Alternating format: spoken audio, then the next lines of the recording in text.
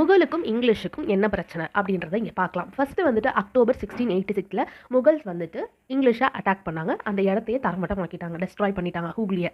English வந்து துரத்தி தான் விடப்பட்டாங்க. பெங்கால்லேருந்து நீங்கள் போங்க அப்படின்ற மாதிரி ரொம்ப அவங்க கட்டாயத்தின் பேரில் தான் வெளியில் வந்தாங்க. அப்புறம் இங்கிலீஷ் என்ன பண்ணாங்கன்னா முகல் இம்பீரியல் ஃபோர்ட் தானாவில் வந்துட்டு முகல் இம்பீரியல் ஃபோர்ட்டை வந்து கேப்சர் பண்ணிட்டாங்க. இது வந்து கொல்கத்தாவில் இருக்குது. அப்புறம் ஹிஜ்லியையும் ரைட் பண்ணிட்டாங்க. இப்போ இந்த 2 பிரச்சனையும் சரி பண்ணணும் அப்படின்ட்டு இங்கிலீஷ் கம்பெனியோட ஏஜென்ட் சார்னூக் அவர் வந்துட்டு பேச்சுவார்த்தை நடத்த ஆரம்பித்தார். ஸோ 1686 பிரச்சனை நடந்துகிட்டு இருந்தது. 1690 பிப்ரவரியில் ஒரு ட்ரீட்டி சைன் பண்ணி பிரச்சனையை முடிச்சு விட்டுட்டாங்க. அதுக்கப்புறம் இவங்க இங்கிலீஷ் வந்து சுத்தாநூதியை வந்துட்டு கேப்சர் பண்ணலை. சுத்தாநூதியை அவங்களுக்கு கொடுக்குறாங்க. சுத்தாநூதியில் வந்துட்டு இவங்க ஒரு ஃபேக்ட்ரி ஆகஸ்ட் 1690 வந்து கட்டுறாங்க.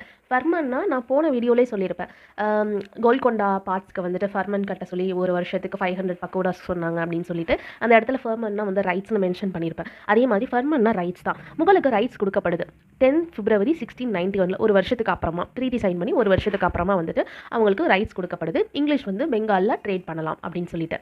ஷோபா சிங் ரிபெலியன். ஷோபா சிங்ன்றது ஒரு ஜமீன்தார். இவர் வந்துட்டு முகலுக்கு எதிராக வந்துட்டு போராடிட்டு இருந்தார். அவரை என்ன பண்ணாங்கன்னா இங்கிலீஷ் வந்து முகலுக்கு வந்துட்டு ஹெல்ப் பண்ணாங்க இந்த இடத்துல. ஸோ முகல் வந்து இவங்களுக்கு ஏதாவது நம்ம கைமாறு செய்யணும் அப்படின்னு சொல்லிட்டு இவங்களுக்கு வந்துட்டு 3 வில்லேஜஸை கொடுக்குறாங்க. சுதனுதி, கோவிந்தப்பூர், கலிகத்தா.